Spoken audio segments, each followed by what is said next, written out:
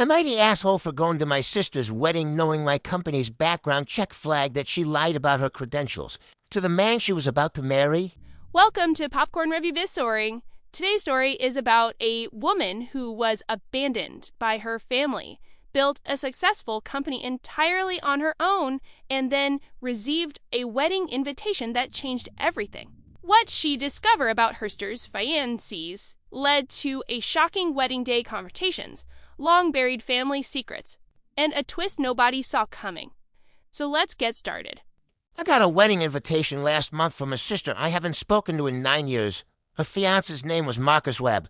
I looked him up and had to sit down for a while 9 years ago. I asked my parents for help with tuition when I was 18. I had been accepted to a good university. I had done everything they ever told me to do, good grades, extracurriculars, the whole thing. And I sat down with them and explained what I needed and asked if they could help, which my mom said no. She said I needed to learn to be independent. She said it was important for my development as a person. She said she and my dad believed in me and knew I could figure it out on my own. My sister Julia, who is 2 years younger than me, had her tuition fully covered when her time came. Plus housing, plus a car. My parents flew out for her orientation weekend. They cried at drop-off, apparently. I heard about this from a cousin. I left home that summer with about $400 and a storage unit full of things I couldn't take with me. I worked 3 jobs simultaneously for 4 years, early mornings, evenings, weekends, whatever shifts I could get. And I paid for my own degree and I graduated, and I did not go back in the 9 years since. My family has been telling a story about me to anyone who asked. The story is that I was difficult, that I was stubborn and ungrateful, that I had chosen to walk away from a perfectly good family for reasons nobody could quite understand. I know this because mutual relatives have mentioned it over the years with a specific awkwardness, like they're waiting for me to explain myself or confess to something.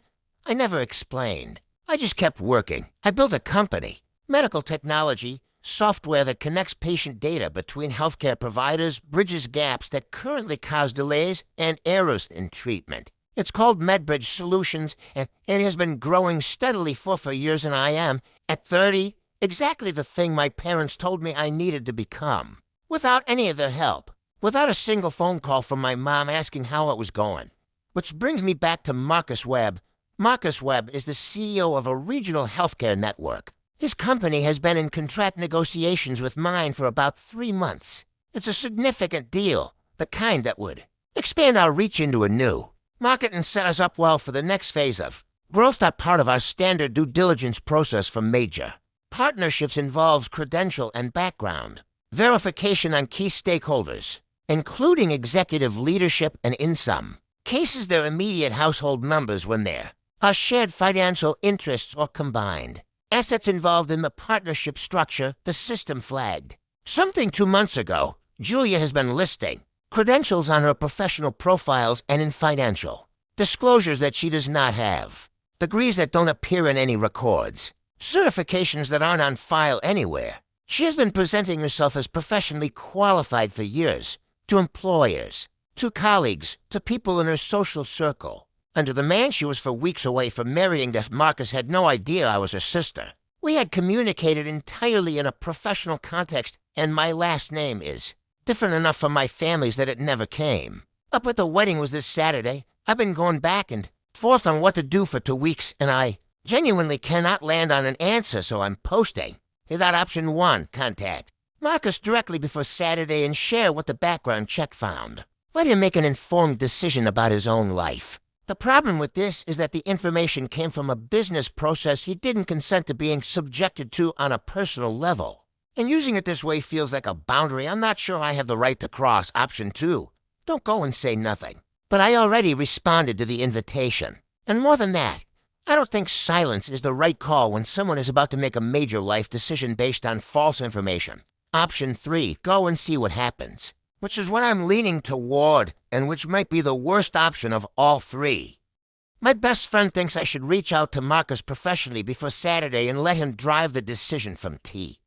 Here, she might be right. I honestly don't know. What I know is that my sister is about to marry a man who doesn't know who she actually is. And I am the only person in this situation who has all the relevant information. Is that my problem to solve? Am I the asshole? Too long. Didn't read. Parents paid for my sister's college while telling me to be independent 9 years ago. Worked 3 jobs, graduated, built a medical tech company. Sister's fiancé turns out to be the CEO of a company we're currently in contract negotiations with. Standard background check flagged that my sister has been lying about her credentials for years, including to him. Wedding is Saturday. Going. Am I the asshole? Edit. I'm going. Not going in with an agenda. Just going to be present and see what happens. Edit 2. Just got back. A lot happened. Writing it out now. Wow, this story is already passed with years of resentment, family favoritism, and a twist that nobody could have been coming. What really stands out to me is how the OP never stopped moving forward, despite being treated so differently from their sister. While their family painted them as a villain, they gradually built a successful life on their own, which honestly make this situation feels even more dramatic. But now things have taken a completely unexpected turn. The fact that Julia finds is someone that OP is actually doing business with feels almost too unbelievable to be coincidence, and discovering that Julia may have been lying about her qualifications for years raises a lot of question. How deep do those lies go, and has Markets really been completely unaware of this? And if the truth comes down, who will people believe? I have a feeling the wedding is about to become much more than a wedding. Something tells me this family's carefully maintained story is finally about to unravel. So let's move to the updated one. Update 1, the venue was nice. About 200 guests. I got there a little early and found a seat near the back and spent some time just being in the same room as my family for the first time in 9 years as my mom spotted me from across the room. Her expression was complicated in a way that would take more than a sentence to describe as my dad looked at the floor. Before the ceremony started, someone did rounds of the family tables with introductions. They got to me and said, "This is Paige, Julia's sister. I watched Marcus register the name." He went very still for about 3 seconds. He said, "Medbridge Solutions." I said, "Yes," he said. "We should talk." We stepped outside onto the venue's patio. He asked me directly whether our due diligence process had returned anything on Julia. He said he'd been having concerns for several months, inconsistencies in things she'd told him. Dates that didn't line up. Qualifications she mentioned that he couldn't verify, and that he had been trying to figure out how to address them before the wedding. He said he wasn't asking me to breach a professional process. He just wanted to know if his instincts were pointing in the right direction. I told him I couldn't share specific findings. I told him that if he had genuine concerns, he should trust them. He nodded. He went back inside. I sat on the patio for a while by myself, thought about 40 minutes later he came back out. He had clearly been on the phone. He looked like someone who had made a decision he knew was going to cost him something. He went to the officiant and spoke quietly. Then he turned to the room. He stood up in front of about 200 people and said he needed to share something before they could proceed. That he had recently learned information about an important matter that hadn't been disclosed to him. That he couldn't in good conscience enter into a marriage under these conditions. That he was deeply sorry to everyone who had traveled and prepared and shown up for this day. He didn't specify what the information was. He didn't name anyone or explain anything. He just said what he had to say, and then he walked out. The room was completely silent. Julia was standing at the front in her dress. I don't know how to describe her face. I've been trying to find the right word for a few days. I think it might be finished. Like someone who has been running for a long time and finally stopped because there was nowhere left to go. My mom looked directly at me from across the room. I got up and walked. Outside, yet my dad followed me out to the parking. Lots we stood next to each other without saying anything for a few minutes. He looked older than I remembered. Quieted, he said he had been thinking about the tuition conversation for years. That he had let my mom make that call and had told himself it wasn't his place to override her decision. That he had known it wasn't right and he had been a coward about it, and he was sorry. He didn't ask me to do anything. He didn't ask me to forgive them or call more often or pretend the last 9 years had gone differently. He just said what he said and stood there. I said I heard him. We went back inside separately. The guests were quietly filtering out. Someone was wrapping untouched centerpieces in paper. The cake was still on the table. I left not long after. Okay, can we talk about how absolutely surreal this entire Tibet Asians have become? What starts as a wedding invitations turn into a canceled wedding in front of 200 guests, and somehow that isn't even the part I'm thinking about the most. Honestly, the moment with the dad hits me harder. I did not use up silence. That song he have to say. And somehow it's felt like it means everything and nothing at the same time. But here's the thing that's really stuck in my head. This story doesn't feel finished as long. Marcus walked away. Julia in style war seemed to collapse in a matter of minutes. And the family who had been avoiding the struggle for nearly a decade were suddenly forced to face it. The real question is what happens after I-1 goes home. Because I have a feeling that the fallout's only just the beginning. Update to a final it's been about 4 months that my mom has not apologized or reached out. I'm not waiting for it anymore. I stopped waiting a long time ago, honestly, but now I've also stopped expecting it, which is different and lighter that my dad texts me occasionally. Nothing big, an article he thought I might find interesting, a question about something minor. I reply when I feel like it. It's not a real relationship yet. It's something small that wasn't there before, and I'm leaving space for it to develop without forcing it. Julia enrolled in a community college program about 2 months after the wedding. I heard this from a cousin who mentioned it carefully, like she wasn't sure how I would receive the information. I received it fine. From what I understand, she's studying something she actually wanted to study rather than something she thought she needed to claim on a resume. I don't know what it took for her to get there. I imagine it was significant she hasn't reached out to me. I haven't reached out to her. The door isn't closed. I'm just not standing in the hallway waiting for someone to knock. The contract with Marcus's company has been put on hold while he restructures some things internally. He sent me a professional email about it. Straightforward, direct, no mention of anything that happened at the venue. I appreciated the cleanness of that. We'll likely revisit the partnership in a few months when things have settled on both sides. I've been thinking a lot about what my mom said to me 9 years ago to be independent. At the time, it felt like rejection, which it was. It felt like being told I wasn't worth the investment, that her faith in me was conditional, that the resources of this family were available to everyone except me, which was also true. But here is the thing I keep coming back to. It was also, accidentally, the only useful thing she ever gave me.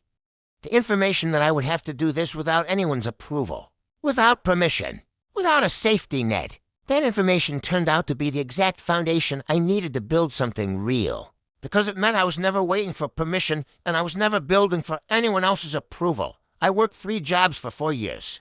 I graduated. I built MedBridge Solutions. I am 30 years old and I run a company and I have made something from scratch that no one handed me and no one can take back. They didn't mean it as a gift. That doesn't make it any less a one. Not the asshole, obviously. But the question I keep returning to isn't whether I was right at the wedding. It's that the rejection that was supposed to diminish me was the exact thing that made me who I am. The absence that was supposed to prove I wasn't worth investing and turned out to be the best investment. They never made in me so they told me to be independent. Best. Advice they ever gave me. They just didn't mean it that way too long. Didn't read. Went to the wedding. Marcus recognized my company name when we were introduced. We talked outside. I told him to trust his instincts. He paused the ceremony in front of 200 guests and said he couldn't proceed. Julia was standing at the front in her dress. He left. My dad found me in the parking lot. Said he'd been a coward about the tuition decision. Didn't ask for anything in return. Mom hasn't reached out. Julia is at community college now. Dad texts occasionally. Marcus sent a clean professional email about the contract pause. They told me to be independent. Turned out to be the only useful thing they ever did for me.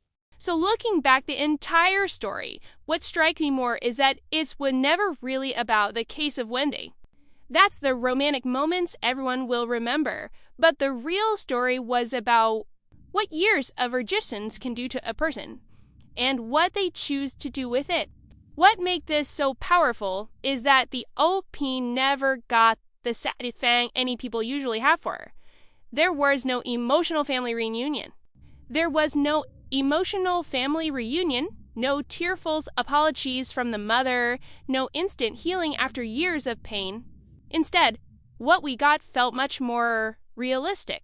Awkward truths, consequences that couldn't be undone overnight. I also find Julia's situation surprisingly sad. Yes, she made terrible choices, But Annie's unwind seemed to be someone who spent years trying to become the person she did older wanted her to be. Sika finally beseer something genuine Phil, like the first handful steps he's taken in a long time.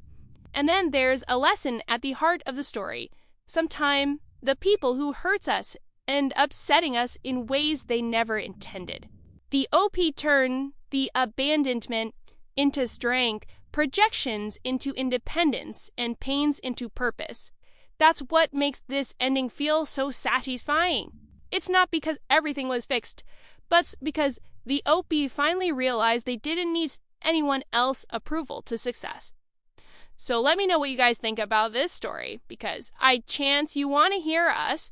And if you enjoy this story, please remember to like and subscribe to Puckumber, a Story. And I will see you in the next one. Goodbye!